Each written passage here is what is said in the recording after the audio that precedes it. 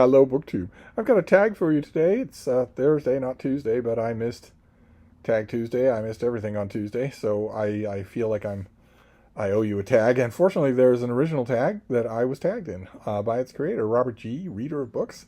Bob came up with a tag called the BookTube Behind the Scenes tag that is really aimed at the mechanics of creating BookTube videos. That's the focus. That's the you that is addressed in every question. Is the questions are addressed to Bob's fellow booktubers, which might make it seem a little insular, but I think this will be of great interest to, maybe not my answers, but this subject will be of great interest to all of you who watch but do not make videos, because the questions are really good, and it's worth repeating some of the answers. Some of the answers to some of you who've been here a long time will be familiar, but it's worth repeating them to all the people who are new. So let's see what the prompts are here. Prompt number 1 is, when recording a post, do you read from a prepared script, or do you refer to notes or a broad outline, or do you speak extemporaneously? And those are the 3 alternatives, right? You can either script everything, or you can have a sheet of notes, which I think is probably the most popular BookTube version. I don't know how to do a head count. I'm not liked on BookTube. I'm an outcast, a leper, a pariah.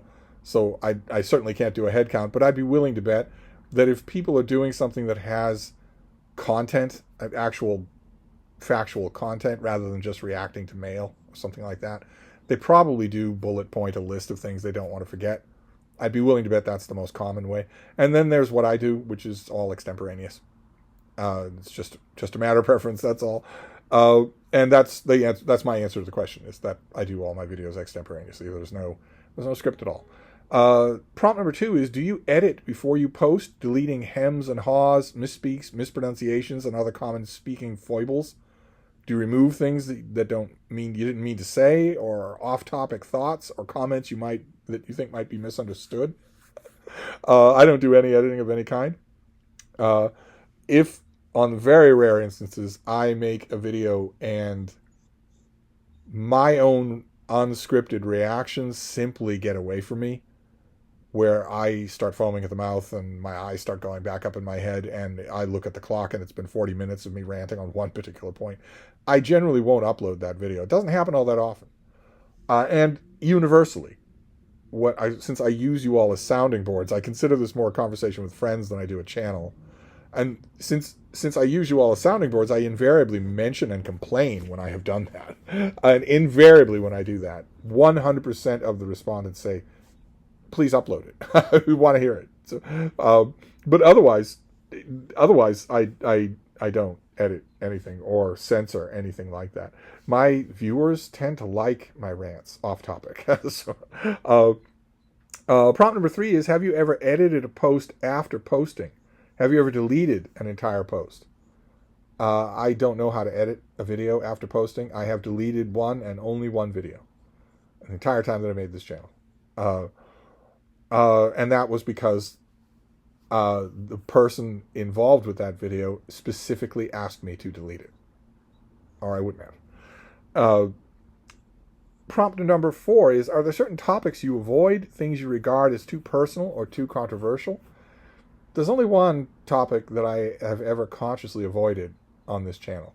Not necessarily because I consider it too personal. I don't know. That feels a little cold for all that we've been through. It feels a little cold, but nevertheless, there's one. What are you doing? There's one topic that I have consciously avoided on this channel, and the only other thing that might fit on the umbrella of this prompt is that when I am feeling something intense, something personal, I tend to disappear. But that's not a BookTube thing. You can ask old friends of mine. I tend to disappear just in general. I just vanish completely when I'm miserable about something pointed, something very specific, something where it won't help for me to vent. And usually, I had an old friend say, used to complain about that actually, and say it's not healthy. Maybe he's right, or was right. But he used to say, you'll go away somewhere, even if you're in the room. You'll go away somewhere, and you'll come back when you're ready. but you will come back when you're ready in order to ask about that thing. It's not like you'll bury it. So he couldn't really complain completely, if any of that made any sense at all. But that's the only thing. Otherwise, I let it all hang out. Prompt number 5 is, do your posts include, it's videos that he's talking about. Do your videos include graphics, special lighting, music, fast cuts, or other design enhancements? I don't know how to do any of that, so no, there's nothing like that at all. The most that I would probably do, if I did know how to do that, if it was really easy, would be to include the pictures of what I'm talking about in the video right up here, rather than have to line them up on an iPad and show them to you. And maybe I might put some text as well, but it's been a long time on a lot of videos, and I don't think there hasn't been a universal hue and cry for me to do that. So it's probably a little thing. I'd probably be more trouble than it's worth. Question number 6 is, do you have a target number of videos per week? Little bit of a vexed question on this channel, because this channel is freakish. No harm in mincing words, right? This channel is freakish. I have fallen into the habit over the last couple of years of making 5 videos a day. I don't have any editing ability, so I can't make a vlog. And a number of you have pointed out over the years that's what your day's roster of videos feels like. It feels like a vlog, especially when you factor in the fact that I don't go anywhere. I don't move at all. So it's not like an actual vlog would include a whole lot more than my roster of videos does. But I don't have the ability to make a vlog. And there's so much bookish stuff to talk about, just so much to do. Plus, I have a fondness. It's a carryover from my days working as an editor. I love regular features, just of any kind. When you are an editor of a newspaper section, a regular feature, provided that the provider of the feature is reliable, is manna from heaven. It's just gold. To have that in your pocket when you're facing your word count is just gold. I think that's probably where my affection for it originates. But that affection stays true even with BookTube. And so this channel has any number of routine, regular features. If I did them all, I would make 10 videos a day. I let some of them lapse. Some of them have lapsed for years. Lately,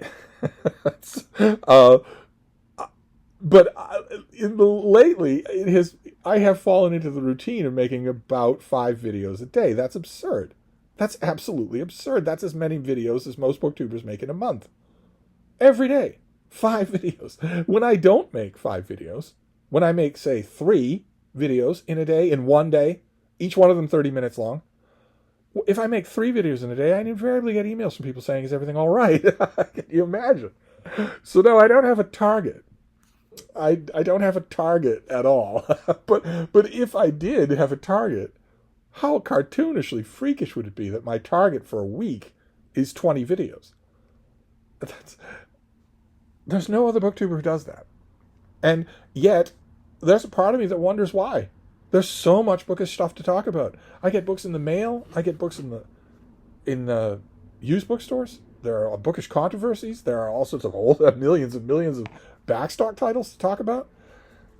But no, I don't have a target upload. What my target upload ought to be is 1 video a week. You'd all think you died or went to the wars in Bosnia if I did that. If I did 1 video a week.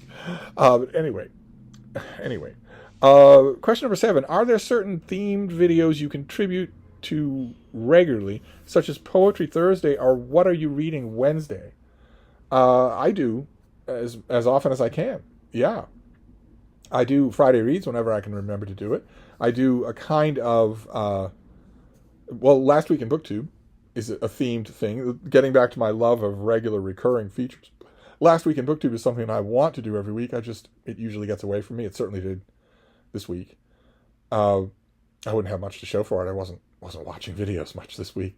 But things like Poetry Thursday, I'm absolutely involved. Oddly enough, I've never heard of What Are You Reading Wednesday. I had no idea such a thing existed. What a great idea. And I do regular things with anybody really who wants to. Michael K. Vaughan and I have been doing Epic Comic Book Wednesday for years now. The problem is the wants to part. The problem is what I mentioned a minute ago, which is that I'm not all that liked on BookTube. So people that have regular weekly things that they want to do, they never invite me. Never. I'm never included in any of that kind of stuff. So I largely have to do it on my own. But I didn't know What Are You Reading Wednesday existed. I'll have to look for that, see if that how many people do that kind of video. Then prompt number 8. How important to you is the number of your subscribers? Is there a target number you're hoping to reach? If you don't hit your target, would you consider dropping out of BookTube? Are your posts designed to attract new subscribers? Are you distressed if you lose subscribers? Oh my God. All right, well, to put it, I know that Bob's heart is made of gold, but to put it mildly, these questions are a mile and a half away from any conception I have of BookTube. So let's take them in seriatim here. How important to you is the number of your subscribers? Not important at all. I am in BookTube for the real stuff. Number of subscribers is not real. Number of subscribers, 1/2 of that number or more are bots. It's literally not real. So there's no way for you to know how many subscribers your channel has. Most of it is bots. It's to YouTube's bottom line fiscal good to swarm their system with bots. So they do. But the number wouldn't matter anyway. Even if every one of them could be verified, it wouldn't matter anyway. I'm in BookTube for the real stuff, which oddly enough is all the stuff that takes place off BookTube. I'm in BookTube for the real contacts with real people. So my subscriber count does not mean anything to me. Quite apart from the fact that, as I want to stress again, the subscriber count is fake. A huge number of that count is bots. Then the next one is there a target number you're hoping to reach? There's a target number I will not ever, in fact, reach, and that is 20K. This channel will never, in fact, reach 20K. If you don't hit your target, would you consider dropping out of BookTube? This worries me. I know that Bob is accurate here when he says that is the kind of thinking that people have. And it worries me. Because I know a lot of channels that don't have many subscribers, and I would be grieved to see them leave this community. And I think that's the invidious nature of looking at the subscriber count. I don't like it at all. That way of looking at subscriber count, that way of putting importance on it, that also is very intentional on YouTube's part. They know perfectly well they want to make it a competition. But I don't like it at all. I don't like the thought that someone would start a BookTube channel, be really great, have lots of things to contribute, but have this kind of clock in their head, this kind of schedule. So, well, I started my BookTube channel in April, and I want 10,000 subscribers by the end of the year. If I don't get it, I'm going to leave BookTube. I would like to think, I would hope, that if somebody comes into BookTube with an absurd idea like that, the human connections that they make in between April and New Year's changes their mind and makes them stay. I would like it if that were true. And what was the next one? Are your posts designed to attract new subscribers? No, no. There's a terrible microphone. There's no rhyme or reason to when I upload. My videos largely are not designed to attract anything. I know perfectly well what kind of videos will. Everybody does. Ranked tiers, lists, provocative titles, clickbait thumbnails, all that sort of stuff attracts viewers. But a lot of those viewers are bots. And most of the others are not viewers that I want. So, no, I make my videos in order to tell you what's on my mind that day. The weather, my various aches and pains, what my adorable dog is doing, and also what I'm reading. So that's all. And also, are you distressed if you lose subscribers? I don't keep track. I don't look at my subscriber count. I said that years ago, and a booktuber actually just flatly said, well, that's a lie. And I don't know what to do about that. There's nothing that I can do about that. That is not a lie. I don't look at my subscriber count. I don't care about it at all. And I don't care about yours either. If I go to a BookTube channel and I see that this person's really good on camera, they're really assured, their jokes are landing, they're not using a script, they seem to be really comfortable with what they're doing, I automatically assume they have more subscribers than I do. And I never really check to make sure whether I'm right. So the idea that I would be I don't know how I would tell if I lost subscribers.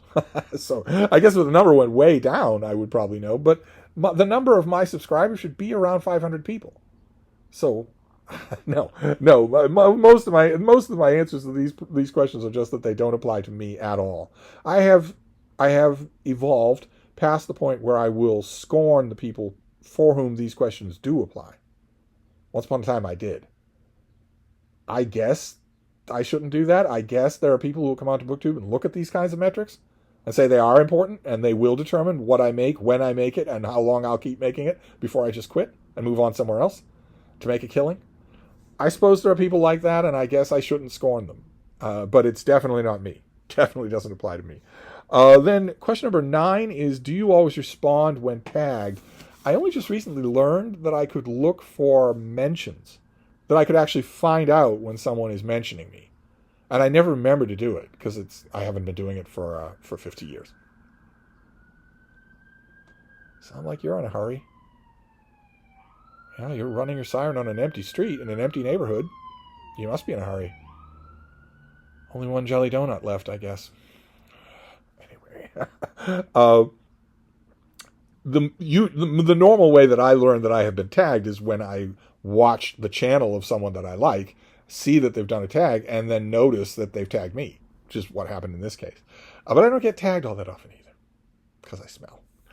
And I don't always respond. No, I don't. That feels a little bit jaded, and I don't mean to be. I hate people who are jaded. I hate the idea of being jaded. But tags that are... What's the word? I'm trying to think of a non-insulting word. There are tags that are all about, if you had to pit two fictional characters against each other in a fight, who would win, or who would you go to the prom with, or if you had to have 10 people for dinner, what would you serve them and when and how. I understand the playfulness in questions like that, but they have no interest to me at all. None whatsoever. I have tried from time to time when doing a tag like that to adapt them to my own purposes, maybe talk about authors who at least are real people, most of them, or, non-fictional characters from history, but it's generally more effort than it's worth. If I'm tagged in something like that, something that, again, I don't want to be insulting, but a lot of that seems like high school. And there's nothing wrong with that. That's a good way to get high schoolers involved in literature. But I'm 28. I haven't been in high school in 10 years. So I tend to just quietly not do those tags anymore. I tend to go for other types instead. Question number 10 is, do you respond to viewers' comments? Are your responses lengthy or only a thumb up or down? I don't do thumbs up or down. I do the little heart sign to acknowledge that I have seen your comment. And a large number of comments that I get on my videos don't seem to be asking for a response. Every once in a great while, I will get a comment on a video that is simply a flat-out rude correction, usually factually incorrect, but a correction. Every once in a while, especially if I make the mistake of saying that I've never got along with an author, if I make the mistake of saying something like I never got along with Kafka, or I never got along with, Hemingway, every once in a great while when I make a comment like that, I will get comments from men, very seriously, very patiently saying, well, let me see, little Timmy, let me see if I can introduce you to the right way to read this author so that you do get along with him, because I want to help you. I usually don't respond to those comments. I just give them a little heart to show that I saw them, because what would the response be? The diplomatic response would take a lot out of my liver. I'm just enough South Boston so that it really physically pains me to give a diplomatic response, especially when the person can see the video. They're watching me on this video. Do I look to you like I need your patient, preliminary advice? Do I look like I need that? Do I sound like I need that? No. No. In almost all cases when I get condescending comments like that, they're about an author that I have taught. And in one case, 5 or 6 years ago, it was about an author that I knew very well. Personally. It's just some men are just so caught up in the tunnel vision of condescension that they literally do not see that the guy they're doing it to is 3 times their age. And that maybe that means they're on dicey footing. So I don't respond to those. I don't respond to people who are just plopping a fact in there. What am I supposed to do? I'm supposed to respond to that. But I will respond, especially if people are joking. I love to respond to jokes. But also,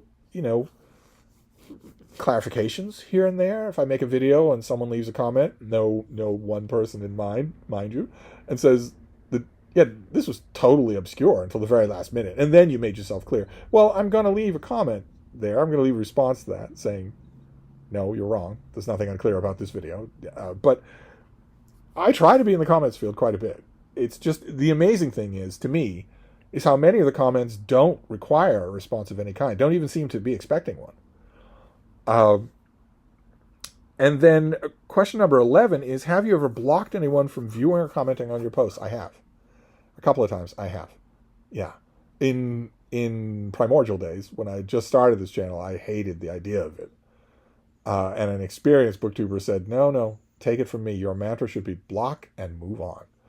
But I didn't want to do that. I thought the conversation was important. I thought you can talk someone around. You can point out to someone, look at how belligerent you are being for no reason at all. Look how insulting you're being for no reason at all. We can be friends. I'm here to make friends. We can be friends, but not when you act this way. I have since come to see the wisdom of that booktuber's advice, that it's not going to happen. On the internet, it's not going to happen. Usually, that's not going to happen. Nothing like that is going to happen. People act differently online. We used to say people act differently online than they do in person. That I don't think is true anymore. I think that Trumpification has now taken hold, not only everywhere in America, but everywhere in the world, in the English-speaking world. So I think people act exactly in person like they do online now. And if you've met such a person who acts in such a way, there's no getting through to them. You're not going to change that scenario. That will usually lead me to just ignore the comment. A lot of those provocative comments that are very caustic, that seem to be fight picking, are bots. Because the bot generators pitch them that way, knowing that that kind of a comment is likely to stir the pot, is likely to start a large exchange of irate opinions in the comments field, not just from me, but from other people looking at the comments field. And YouTube knows that. And YouTube wants that to happen, because the more engagement, the more eyeballs are on the screen at all times. So a lot of those provocative comments aren't people anyway. And also, not to dwell too much on this point, but if you're an internet troll, you're not any different from a bot. You might have a pulse, but you're not human. You're not real. You're not a real person. So, if I get a trolling comment, I largely ignore those two, because trolls need your response or they move on. They don't keep at it. It's only rarely that I will block someone who deserves it on a deeper level than that. And nowadays, that is fairly easy. If someone comes into my comments field and makes any kind of comment about fascism that is in any way even equivocal, I block them. Don't talk to them. Don't try and convince them otherwise. Just block them. If they name fascism, if they actually say Trump or, some other fascist dictator in the world, if they say it, so much the worse. But if they even say, well, I don't know, this policy might be, this fascist policy might be right, I don't argue. I don't say, you're next. You are, but I don't say it anymore. I just block them. I don't want even to see the comment. It's not a question of me leaving it there. I don't even want to see it. But that doesn't happen all that often. Considering how many videos I make in a day, and considering how outspoken I am, that doesn't happen all that often. The YouTube algorithm seems largely to ignore me, which is probably a good thing.